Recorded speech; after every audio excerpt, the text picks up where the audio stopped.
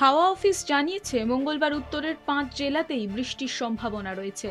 তবে জলপাইগুড়ি, আলিপুরদুয়ার এবং কোচবিহারে ভারী বৃষ্টি হতে পারে। ওই 3 জেলায় মঙ্গলবার 7 থেকে 11 সেন্টিমিটার বৃষ্টির সম্ভাবনা রয়েছে বলেই জানাচ্ছে হাওয়া অফিস।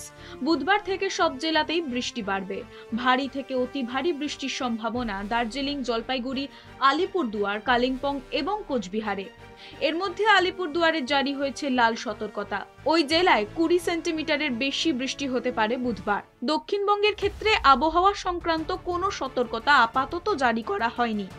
বিক্ষিপ্তভাবে বজ্রবিদ্যুৎ সহ বৃষ্টি হতে পারে কলকাতা সহ বিভিন্ন জেলায়। মঙ্গলবার কলকাতার সর্বনিম্ন তাপমাত্রা ছিল 27.9 ডিগ্রি সেলসিয়াস, স্বাভাবিকের চেয়ে 1.1 ডিগ্রি বেশি। সোমবার কলকাতার সর্বোচ্চ তাপমাত্রা হয়েছিল 32.2 ডিগ্রি সেলসিয়াস, স্বাভাবিকের চেয়ে 0.3 ডিগ্রি কম।